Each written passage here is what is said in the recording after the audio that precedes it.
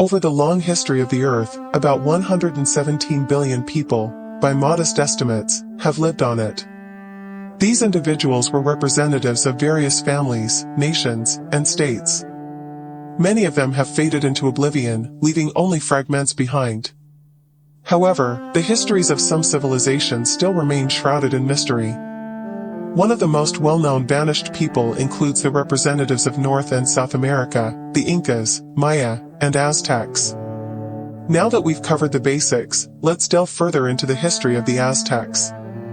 Before we do that, I want to ask you guys to give us a like and subscribe to the channel if you enjoy the journey we're bringing you in. Okay, get comfortable, we are starting our journey to explore the history of the Aztecs. The name Aztec, translated from the Nahuatl language, literally means someone from Aztlan. Aztlan is believed to be a place somewhere in the north, from where their ancestors came. In modern times, they are known as the Nahua people or, conversely, the conquered people, conquered by the Aztecs themselves. Originally, the Aztecs referred to themselves in everyday life as Mexica, Nahua, or Tlaxcala. The last two names have obvious connections to the names of the largest cities, Tenochtitlan and Tlaxcala. Tenochtitlan was the capital city of the Aztec Empire, both politically and ritually. According to modern historians' estimates, at its peak in the late 15th century, around 200,000 people inhabited the city. For comparison, the population of London, considered one of the largest cities in the world at the time, was also around 200,000 people. Many erroneously consider the Aztecs as a people whose history dates back to ancient times. However, the accurate dating of Aztec history should be marked only from the 10th to the 11th century. It was during this time that several tribes, including the Mexica, entered the Valley of Mexico. The founding moment of the Aztec state itself can be traced to the year 1345, the year of the establishment of their capital, Tenochtitlan. It is essential to note that at the beginning of their history, the Aztec Empire did not function as a state in the conventional sense of the word. For all Mesoamerican tribal entities of that era, it is more accurate to use the term city-state. This is because the authority of a particular people typically extended to only one city and its surroundings. As the Aztec Empire flourished, it took on the familiar form we recognize. Many conquered or allied cities were directly under their control. One significant expansion of their dominion occurred during the Tepanec War of 1428, in which Tenochtitlan, Texcoco, and some smaller cities formed an alliance. The war concluded with the victory of Tenochtitlan, leading to the establishment of the so-called Triple Alliance of the Aztecs, comprising Tenochtitlan, Texcoco, and Tlacopan. The turning point for the flourishing of the Aztec Empire was marked by the rule of Moctezuma I, who governed from 1440 to 1469. He subjugated the Mexica territory from the Pacific to the Atlantic Ocean.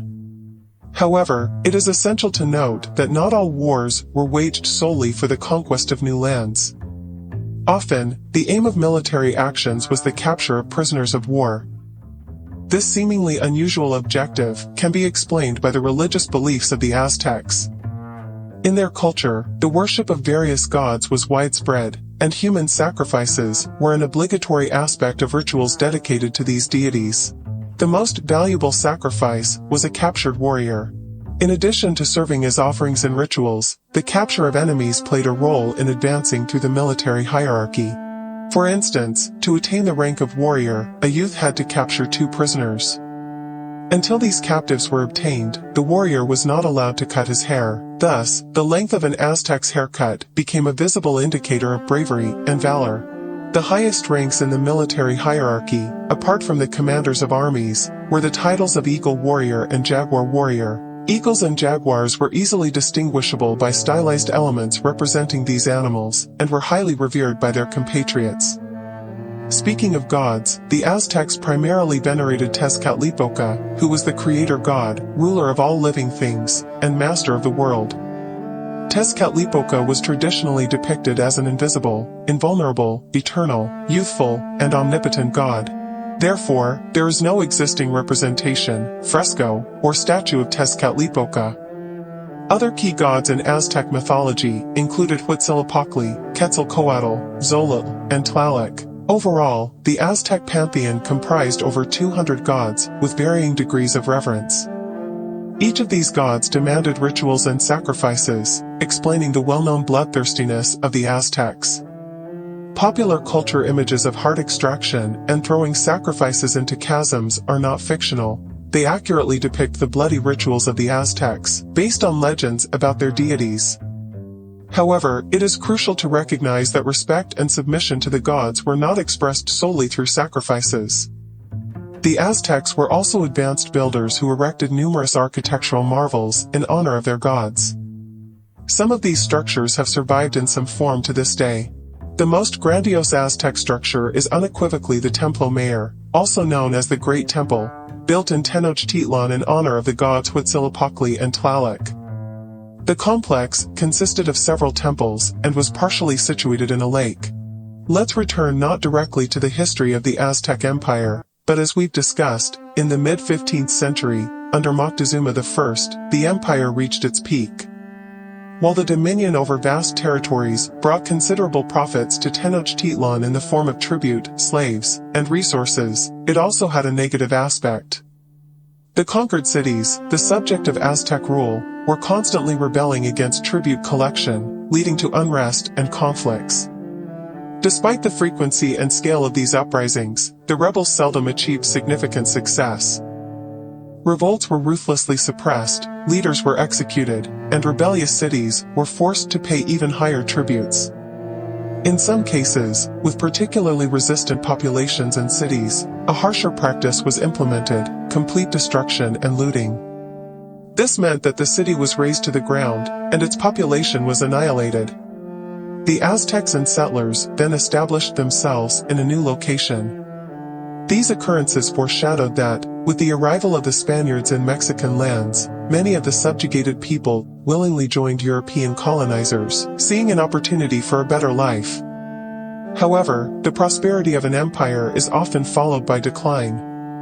Speaking of the decline of the Aztec Empire, it is traditionally considered to have begun in the early 16th century. This era was marked by the rule of several weak and politically inept Teotihuacanese rulers, and an increase in uprisings and wars with other nations, resulting in Aztec defeats. The fall of the empire coincided with the reign of one of the most well-known rulers, Moctezuma II, the great-grandson of Moctezuma I. Moctezuma II rose to power during the reign of his predecessor, Aztec, who distinguished himself for his military successes. In 1517, Moctezuma received reports of the arrival of unknown people. By 1519, it became clear that these foreigners were from nations that had been enemies of the Aztecs.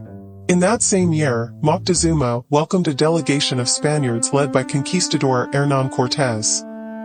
Initially, relations between the Aztecs and the Spaniards were friendly, but they took a 180-degree turn after the Aztecs attacked the conquistadors' camp. The perpetrators were executed, but Moctezuma was not taken hostage. Relations between the parties soured, and the turning point was the massacre in the Templo Mayor on May 22, 1520. On that day, the conquistadors killed around 600 Aztec nobles gathered for a festival. Although Spanish and Aztec versions of the event differ, an undeniable fact is the massacre of unarmed Aztec nobility. This event led to an Aztec uprising against the Spaniards, and initially, they waged successful military actions, almost driving the invaders out of Tenochtitlan. The night of June 30 to July 1, 1520, entered history as the Night of Sorrows when Aztec forces inflicted significant losses on the conquistadors. However, within a year, in 1521, Tenochtitlan fell to the conquistadors, and the last Aztec ruler, Cuauhtémoc, was captured and executed. With that, the history of the Aztec Empire came to an end. What are your thoughts on the period of Aztec prosperity? Which extinct civilization would you like to see a video about? Share your opinions in the comments. Don't forget to like, subscribe to the channel, and click on the notification bell to stay updated on our future videos. See y'all in the next one. Peace.